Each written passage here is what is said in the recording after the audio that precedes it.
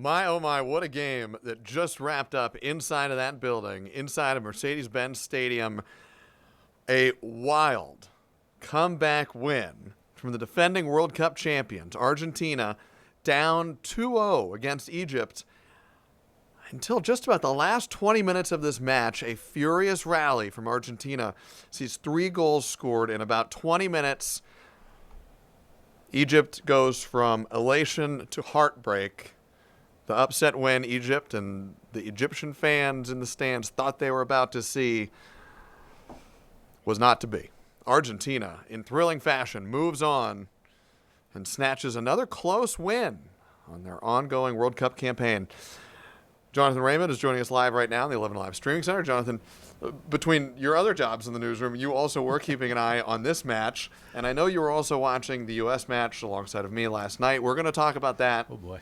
There's a lot to talk about. But this Argentina-Egypt game, my goodness, what a game. I mean, my phone is already getting the ESPN notifications, the Athletic.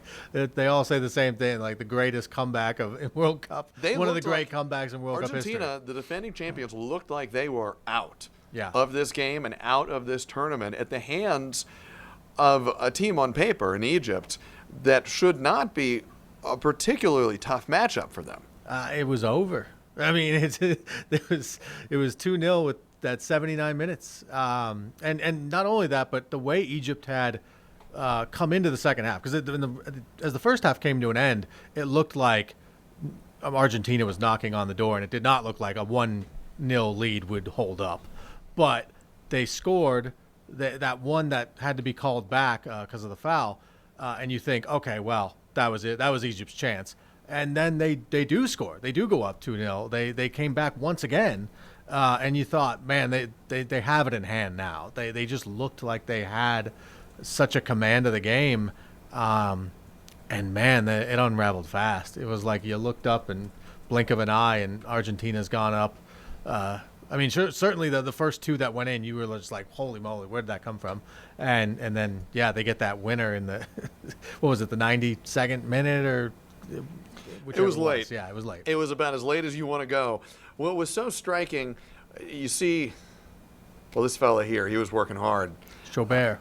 You saw a couple of these still images of Leo Messi, 39 years old now, Yes. in the conversation of the greatest to ever do it. Mm-hmm. That's a debate that's always going to rage, but to be in the conversation is really the accomplishment. It is still so clear that this matters so much to him. Yeah. Yeah. You saw him walking the pitch after the final whistle, and you could just see the joy and also almost the collective exhale that he and his teammates participated in. But in his eyes, you saw that passion for a guy who has won it all, done it all. He won the World Cup in 2022. Yeah. A lot of people thought that was going to be the end of the line for him in international soccer. Comes back and still cares so much. Yeah. I mean, we were staring up at the monitor right there, and they had the slow-mo on him with tears in his eyes. I mean, staring up into that end of Mercedes-Benz Stadium that opens up into downtown Atlanta. I mean, that could go down as a very iconic picture for our city of Messi staring into downtown Atlanta with tears in his eyes. But wow, yeah, and he had the equalizer there that he just punched in one of those balls that fell kind of to his foot. And he just didn't miss on it, which I think for him, given that he had a missed penalty kick, or a saved penalty kick, I should say, earlier in the match, I think there was a lot of relief, a lot of just anxiety off his shoulders, that they were close to what would have been a very infamous loss. Should Argentina, and you never want to rain on the parade here, so let's acknowledge a win is a win. Yes. And at this stage of a World Cup, every win is Yes. gold. Yeah. Not taking away from that. Yeah. Argentina has to win a close one against Cape Verde Yes. to get to today, and then has to win a close one against Egypt to Yeah. survive and keep advancing. Should Argentina and Argentina's fans take these as warning signs or as a signal that their team can come back and compete in tough situations? If it were me and I were flipping that coin, I'd feel concerned about the vulnerability that they've shown. This is the team that won the last World Cup. This is a team that has Messi, who has scored. I think right now he's the Golden Boot leader. I think he has scored the most goals of this tournament. And these are, teams that, they should be beating. If it would be one thing if it was, the United States and we were playing Egypt and having all sorts of fits with them.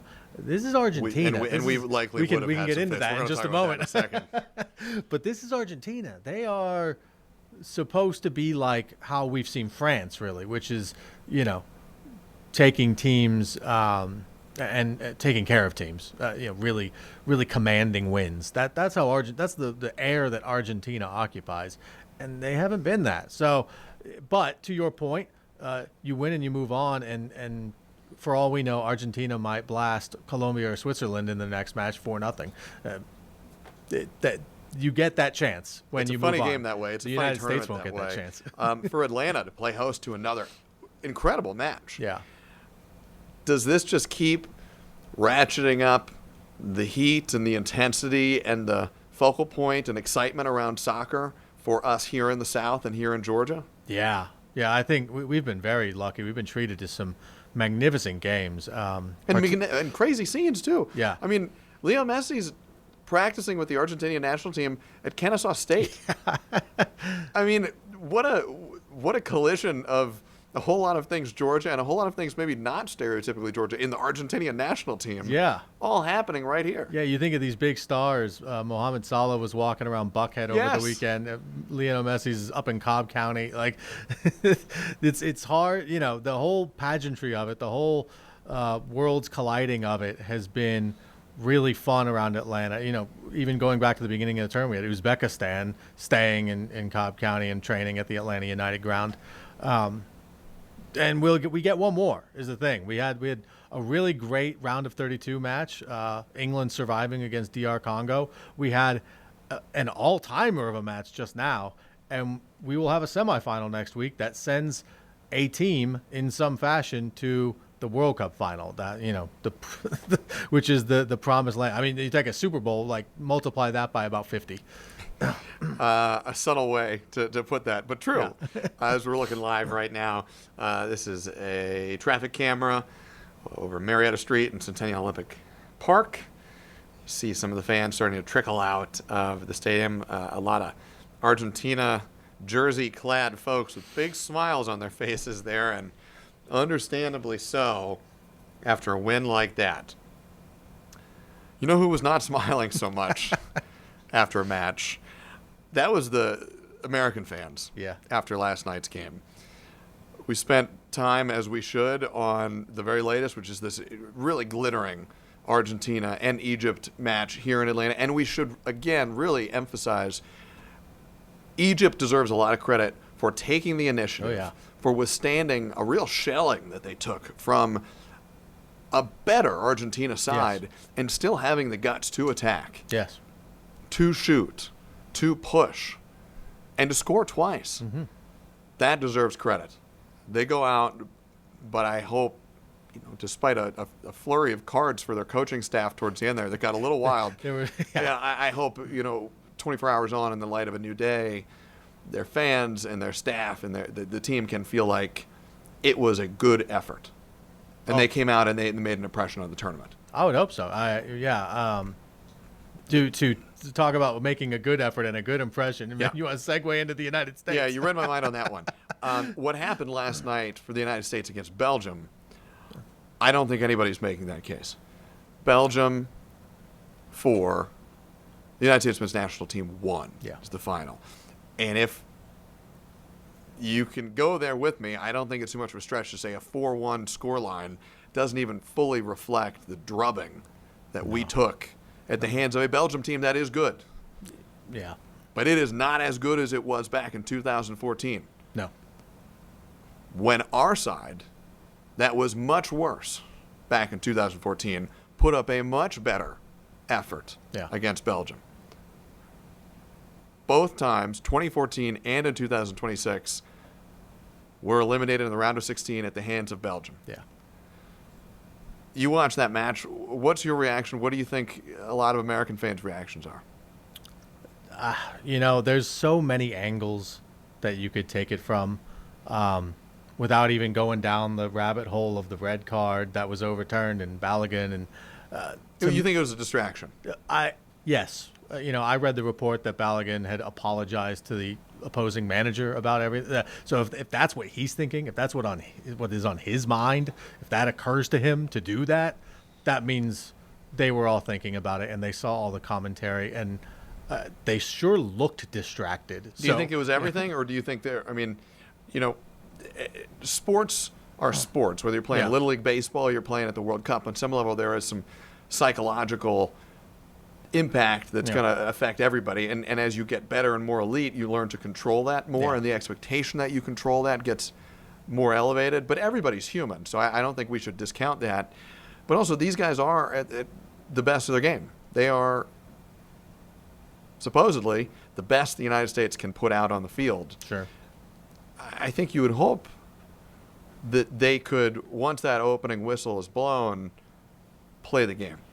You would hope. But it didn't look like that.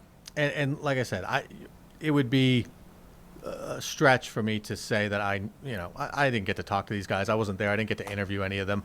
We don't know what's in their head. We don't know what the kind of conversations they were having amongst each other yesterday as everything was unfolding and the day before as everything was going on.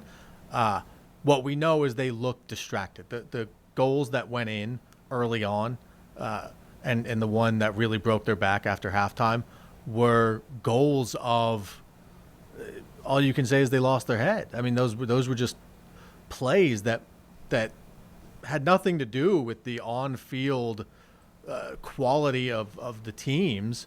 They were just massive mistakes. This was the worst that we have seen of the United States men's national team in the World Cup. Yeah.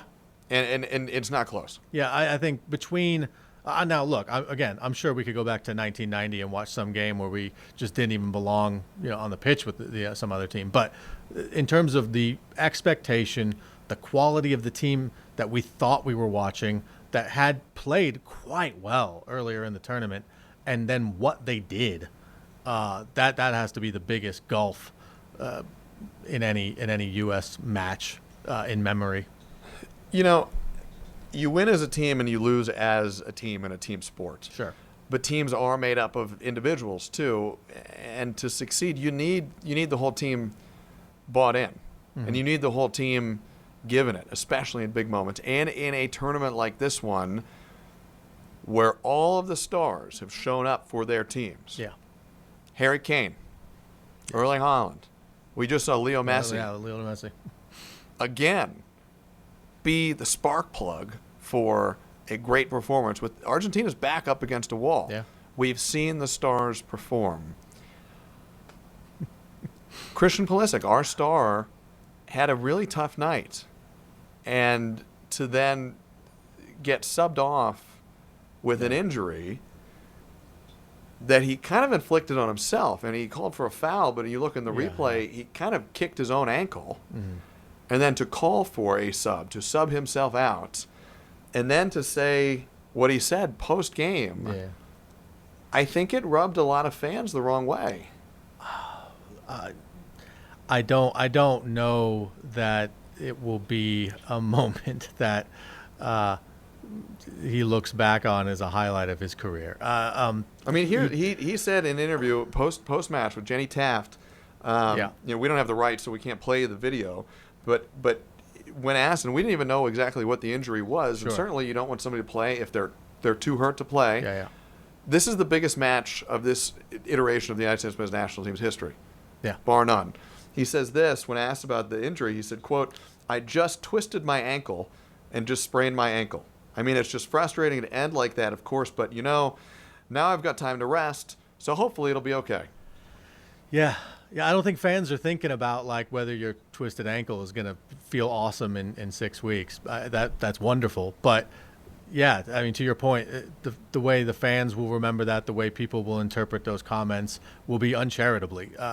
Clint it Dempsey felt in 2014 in the World Cup in Brazil played a game. He broke his nose. This was the Ghana game. Broke his nose. Probably was concussed. Yeah. refused to get subbed out, played the whole game Yeah. with the captain's band on his arm, and proved to be a really integral part of a big result against Ghana. Yeah. You mentioned Clint Dempsey, and I, when we were talking about this in the office earlier, I bring up Landon Donovan, who spent really a generation being kind of the whipping boy of like, you're the diva of this team, you haven't achieved enough, you are falling short of your talent level, which is a position that Christian Pulisic might, say that he finds himself in now. The difference is that Landon Donovan got mad about it. And you knew it. He had a bristly relationship with the media because he hated those narratives and he wanted to reject those narratives. Christian Pulisic felt pretty at ease in those post-game interviews. And maybe it's not fair to take a post-match interview and say that captures what's in a player's mind or what's in his emotional state. But, man, that's all we got. And it didn't look like he had suffered a great defeat. Look, I'm a fan of this team. I'm a fan of this country. I love rooting. I love rooting for Team USA at the Olympics. I love rooting for the United States men's national team and women's national teams in soccer. We've got a Women's World Cup coming up. This is great. Get excited. I am excited. We'll have maybe higher vibes on that one. And to me, it's okay to go out. Yeah. We are not France. We're not Argentina. I know that. I've watched this team for a long time. I know that. You know that. No one's thinking. I mean, I've been on record here. I held up my jersey. So we're going all the way. And I if as a fan, you got to say that about your guys. But realistically, that wasn't going to happen. Even losing in the round of 16, I would have said on paper would have been a disappointment. Given how far allegedly we have come from 2022, from 2018, that disastrous year where we didn't qualify, 2014 and 2010, we are on paper a better group. Yeah. All three host nations were knocked out in the round of 16. Canada goes down, but they put up at least a fight in the first half, right? Mexico goes down in an all-time classic at Azteca that requires every ounce from England to get through them. Yeah. And Mexico, they were carried out on their shields at the end of that game. Yeah. For us to go out in a moment where the lights have never been brighter, the stage has never been bigger, more American fans, and not just the hardcores, but the casuals, people who like American football, who suddenly are paying more attention. They're talking to their buddies. Their usual SEC sports radio listeners all of a sudden going, hey, this soccer, I can get behind this. Now they're watching. Tens of millions of them.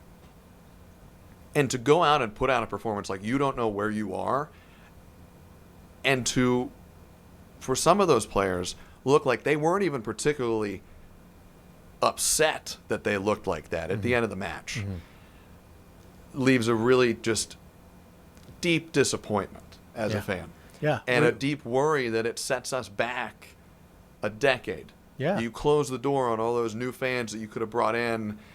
And I don't want to put too negative a spin on it because surely there are new, thousands of kids who are now going to say, I want to go play like Balogun. I saw Tyler Adams working his tail off in the middle of the pitch. Like, that's how I want to do it. It's going to come. But had they put out the same kind of effort that Mexico did, that we did against Belgium in 2014 and say, we're going to give you everything we got. We're going to run down every 50-50 ball, and we may be outclassed technically, but we're going to show you, my goodness, this crest really means something. That's not what happened last night, and that's the disappointment. No. A couple of weeks ago, we were sitting here in happier times. Remember them? Talking about what this could mean for the U.S. As a soccer country and for youth programs going forward, developmental systems going forward, fans going forward. And I had said, there's a few like great leap forward periods you can talk back to. 94, hosting the tournament, really got things moving. 2002, that great team that went to the quarterfinals. And then the 2010-14 teams, back-to-back World Cups that you're talking about. And we really hadn't had that. It was on the plate. This was a golden opportunity. 2018 was the big reset. To take a leap forward, and not just be a team that can compete, not just be a team that can win a couple games at a tournament, not just be a team that can win a knockout game, but a team that you might expect, that you might have the expectation they would go to a quarterfinal and be even competitive in a quarterfinal, if not necessarily win. And instead, they just they looked like it was going to happen, and then last night happens, and it all. And they looked blows unlike up. anything that we have seen from them in this tournament so far. Yeah. It as Coach Pochettino and Tyler Adams, Tim Raymond, others, they said, effectively, we had our worst night on the worst night to have your worst night. And that's sports. But also, if you want to be taken seriously, you gotta perform in those moments. We're just about out of time here, John. When we look back on this World Cup in 10, 15 seconds, does it help springboard us forward, or is this a setback for us? It can be a clarifying moment. I think there are 4 or 5 players, maybe 6, 7 that you say, if we can improve at 2 or 3 spots, and we go to the next World Cup, we could be the team that we were supposed to be at this World Cup.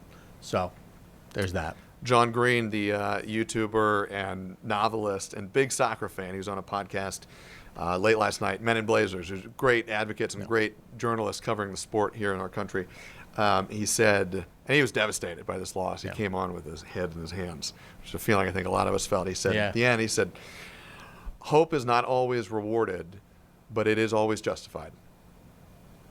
So today stings, but the hope continues. Yeah.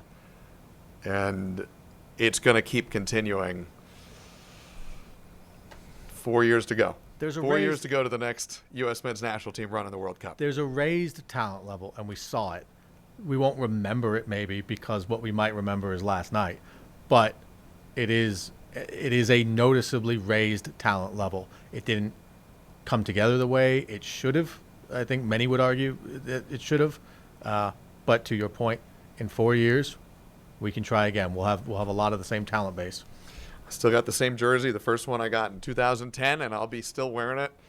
God willing. It's getting a little tighter, but God willing, I'm going to be still wearing it in 2030. John Raymond, a soccer fan, a football fan, if you like. Yeah. He's proper soccer. John Raymond, thank you very much. Happy to be here.